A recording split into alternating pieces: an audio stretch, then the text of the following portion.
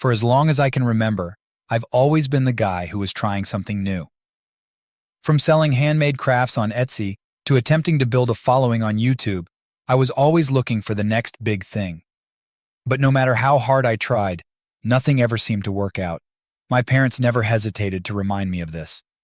"You need a real job," my dad would say, shaking his head as I explained my latest scheme. "Why don't you go work with your Uncle Ted?" my mom suggested almost daily. "He's always looking for help at the electronics store." My parents were hard-working people.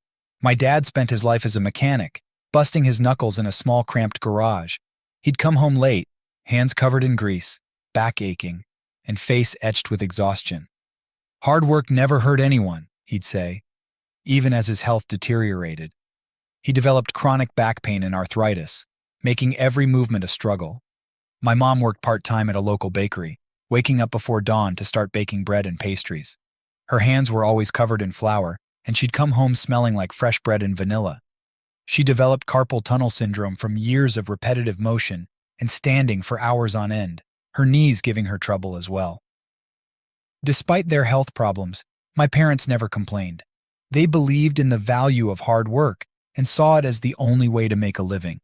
They were proud people who had built their lives from the ground up, and they couldn't understand why I was always chasing after some new, seemingly unrealistic venture. Eventually, after years of trying to make a living online and scraping by with odd jobs, I caved. At 27, I started working for Uncle Ted, selling electronic equipment.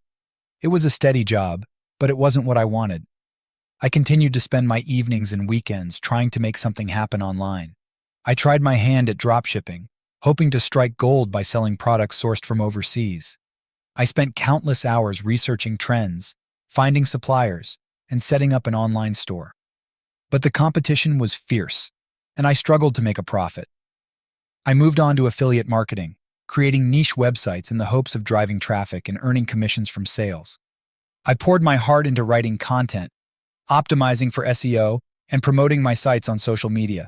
But the traffic was slow, and the commissions were meager. Next, I dabbled in freelance graphic design. I wasn't a professional, but I had some skills and thought I could make some extra money. I signed up on platforms like Upwork and Fiverr, bidding on projects and working late into the night to meet deadlines. I managed to land a few clients, but the pay was low, and the work was sporadic. Life at home wasn't easy. My parents' lack of faith in me was a constant shadow. They didn't understand the digital world and thought I was wasting my time. Our conversations often ended in arguments, with them insisting I was throwing my life away. Despite this, I kept pushing. I was fascinated by the potential of the internet and convinced that if I kept at it, something would eventually click. I even tried my hand at creating YouTube content. I invested in a decent camera, learned video editing, and started a channel. I made videos about various topics hoping to find my niche, but building an audience was harder than I anticipated. My subscriber count barely budged, and the views trickled in slowly. But I didn't stop there. I explored the world of handmade crafts, setting up an Etsy shop to sell custom jewelry and home decor items. I spent hours crafting unique pieces, taking professional photos, and writing detailed product descriptions. While I did make a few sales, the effort far outweighed the return. I knew that none of these ventures were making me rich, but I couldn't give up. I felt a deep need to prove to myself and my parents that I could succeed on my own terms. I was driven by the belief that one of these endeavors would eventually pay off, even if it meant facing failure after failure along the way. Through it all, I watched my parents continue their backbreaking work, their health slowly declining. My dad's arthritis worsened, making it painful for him to even grip a wrench. My mom's knees ached constantly, and she struggled to keep up with the physical demands of her job. They were proud of their work ethic, but I couldn't help but feel there had to be a better way. I wanted to find success, not just for myself, but to show them that there were other paths to a fulfilling life. And so, despite the setbacks and the endless trials, I kept going. I believed that somewhere out there was an opportunity that would finally turn things around for me. Around my 30th birthday, I stumbled upon cryptocurrency. It was still somewhat of a wild west, but I was intrigued.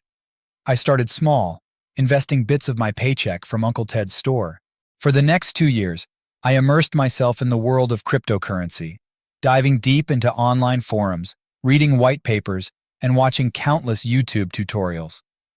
My first investment was in Bitcoin. I bought a fraction of a coin and watched the price fluctuate wildly. At first, it was nerve-wracking. One day, I'd be up a few $100s, and the next, I'd be down just as much.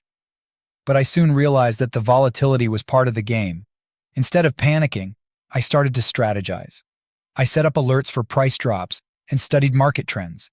I learned to buy the dip and hold through the surges. I didn't stop at Bitcoin. I explored altcoins, finding potential in projects like Ethereum and Litecoin. I joined online communities and followed influencers who shared their insights and predictions. I began to understand the importance of timing and diversification. I spread my investments across several promising coins, each with its own unique technology and potential for growth. One of my early successes was with a coin called Ripple, XRP. I bought in when it was relatively unknown, following a hunch based on a recommendation from a crypto forum. Within a few months, Ripple's value skyrocketed, and my investment quadrupled. I sold a portion at the peak, securing a substantial profit, while keeping some in reserve for long-term growth. Another interesting situation arose with a coin called Dogecoin. Initially, I thought it was a joke, given its origins as a meme currency. But as more people started to take it seriously, I decided to invest a small amount. To my surprise, Dogecoin's value surged, fueled by social media hype and endorsements from celebrities. I rode the wave and cashed out before the inevitable crash, pocketing a nice profit. Of course, it wasn't all smooth sailing. I made my share of mistakes. I invested in a coin called BitConnect, lured by promises of high returns. It turned out to be a Ponzi scheme, and I lost a significant chunk of my savings when the platform collapsed. It was a harsh lesson in due diligence and the risks of following hype without proper research. My journey wasn't just about my successes and failures. Along the way, I met others who were also navigating the unpredictable world of cryptocurrency. Some of my friends weren't as fortunate. One of them, Dave, invested heavily in a coin called Verge, XVG. He was convinced it was the next big thing, pouring his savings into it. Unfortunately, the coin's value plummeted after a series of security breaches, and Dave lost almost everything. Another friend, Lisa, got caught up in an initial coin offering, ICO, for a new project that promised revolutionary technology. She invested more than she could afford, hoping for a quick return. The project turned out to be a scam, and Lisa's investment vanished overnight. She was devastated, and it took her months to recover financially. Despite these setbacks, I remained optimistic. I learned to be more cautious, to do thorough research, and to never invest more than I could afford to lose. I also realized the importance of taking profits. Whenever one of my investments did well, I made sure to sell a portion to lock in gains, rather than being greedy and holding out for unrealistic returns. By the time I was 32, I had made a decent amount of money from my investments. It wasn't enough to retire, but it was enough to take a serious risk. I used some of my crypto profits to pay off debts and set aside a safety net, but I also decided to invest in creating mobile games. I'd always loved gaming and noticed the rising popularity of freemium games that relied on in-app purchases. I teamed up with a couple of friends who were also tired of their dead-end jobs. We pooled our resources and started developing our first game. It wasn't an overnight success, but it didn't take long for things to take off. Within 6 months, our game was generating a steady income. By the end of the first year, we were making $100,000 a month. It was surreal. For the first time in my life, something I had worked on was not only successful, but thriving. Cryptocurrency had been the turning point for me. It provided the financial boost and confidence I needed to pursue my passion. I knew the risks, but I also saw the potential. It taught me valuable lessons about patience, research, and resilience. And most importantly, it showed me that sometimes, taking a calculated risk can lead to unexpected and life-changing opportunities. Looking back, I often find myself puzzled.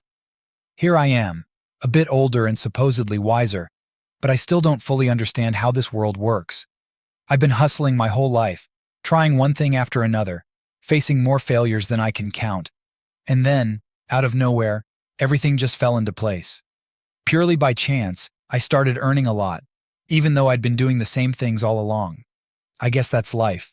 Maybe it's always 50% success and 50% failure for everyone. Half my life was marked by failure, but at some point, luck just decided to show up. I guess if there's one thing I've learned, it's that persistence is key, but never underestimate the role of sheer random luck in turning things around. My parents' house was a small, modest place, but it was home. My dad was a retired mechanic, and my mom worked part-time at a local bakery. They were practical people who believed in hard work and steady income.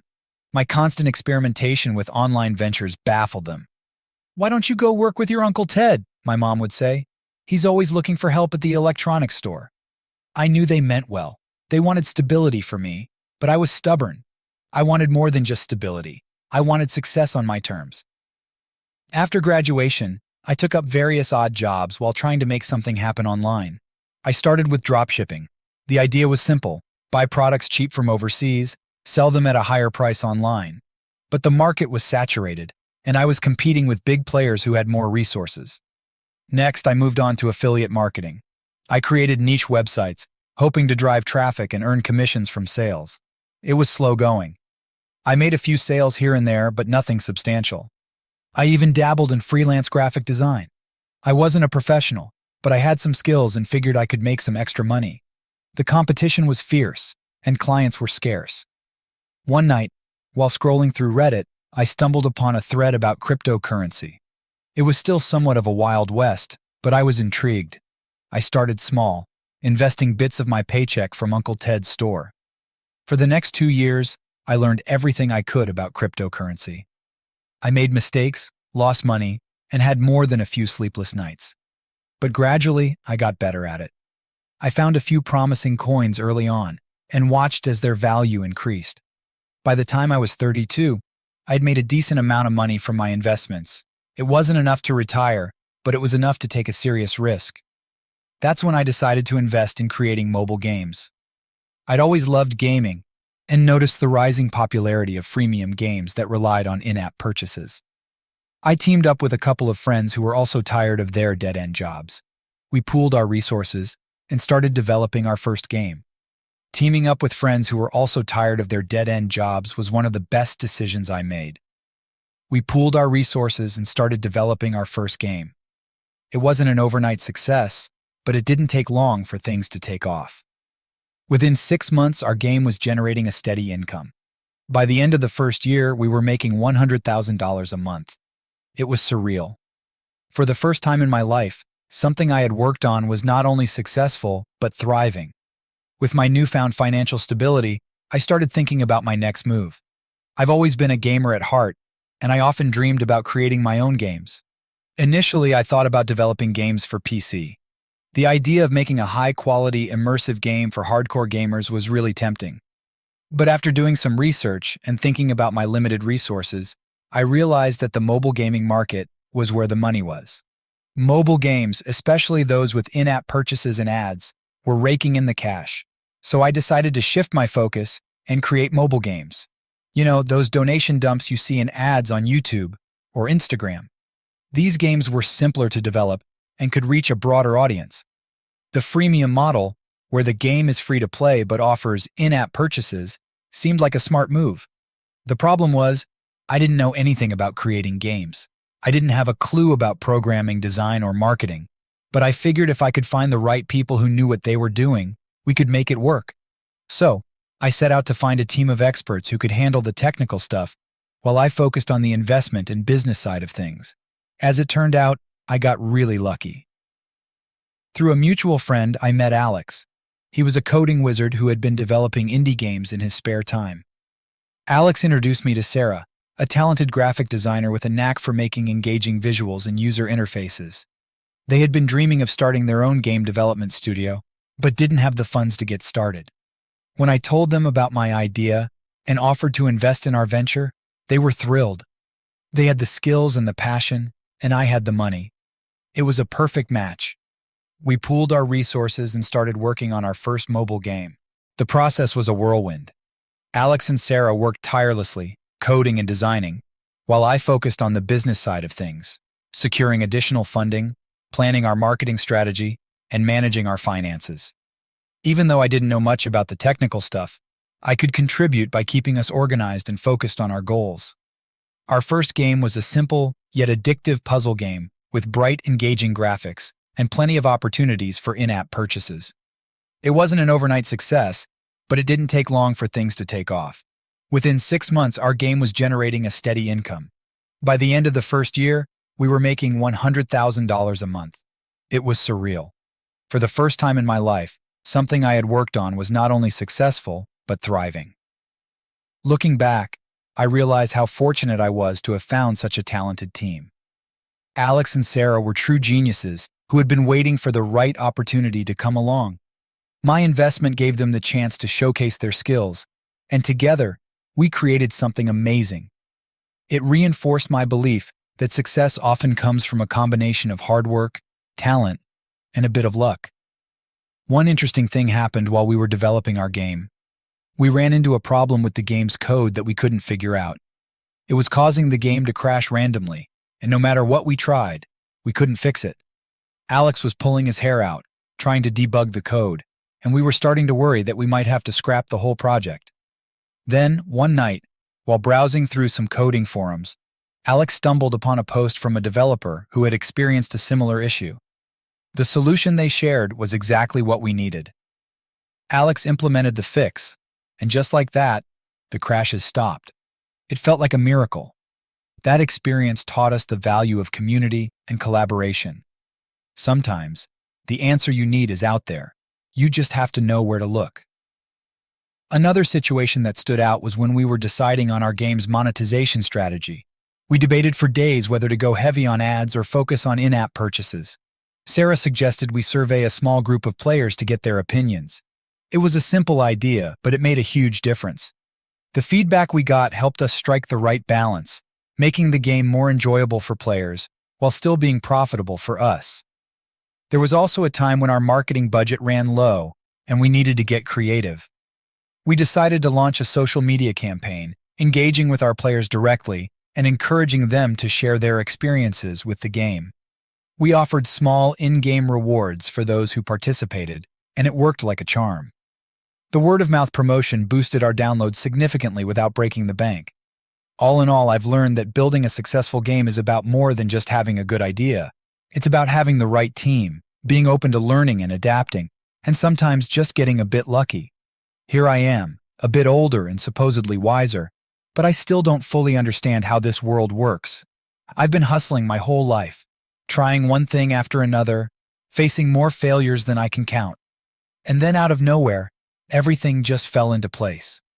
Purely by chance, I started earning a lot, even though I'd been doing the same things all along. I guess that's life.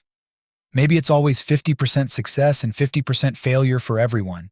Half my life was marked by failure, but at some point, luck just decided to show up. I guess if there's one thing I've learned, it's that persistence is key, but never underestimate the role of sheer random luck in turning things around. I've always been a believer in hard work and perseverance, but after everything I've been through, I can't ignore the role that luck played in my success. I've seen people work just as hard, if not harder, and not achieve the same results. It's a humbling realization. Success is a mix of hard work, timing, and luck. I used to think that if I just worked hard enough, I'd get there. But now I know it's not that simple. It's about being in the right place at the right time and having the right idea at the right moment. Sometimes, despite all the effort, things just don't pan out. And sometimes, when you least expect it, everything clicks. I still remember the first time our game hit it big. The feeling was indescribable. We watched as the downloads skyrocketed and the in-app purchases started rolling in. We had finally made it. For so long, I had been chasing this dream, and here it was, unfolding before my eyes. Despite my success, my relationship with my parents remained strained. They still didn't fully understand what I was doing or why it was important to me. To them, a real job was something stable and predictable, like working at Uncle Ted's store. I tried to explain the impact of our success, how we were reaching millions of people and creating something that brought joy to their lives. But it was difficult for them to grasp. They were proud of me, in their own way, but there was always a lingering sense of disapproval. As our game continued to grow, so did our earnings. It wasn't long before we were bringing in enough money to consider expanding our business. We hired more developers, invested in better technology, and even rented a small office space. The financial windfall was life-changing. I was able to pay off my debts, help my parents with their mortgage, and even start saving for the future. It felt like a huge weight had been lifted off my shoulders. But with great success came great responsibility. We had to constantly innovate to keep our players engaged and ensure the longevity of our game. It was a delicate balance, but we managed to maintain our momentum. In the end, my story is one of persistence, resilience, and a bit of luck. It's about never giving up, even when the odds are stacked against you. It's about finding your passion and pursuing it with everything you've got. And most importantly, it's about believing in yourself, even when no one else does. If there's one thing I hope to convey through my story, it's that success is possible for anyone willing to put in the work and take a chance. It might not happen overnight, and it might not happen the way you expect. But if you keep pushing, keep striving, and keep believing, you'll get there.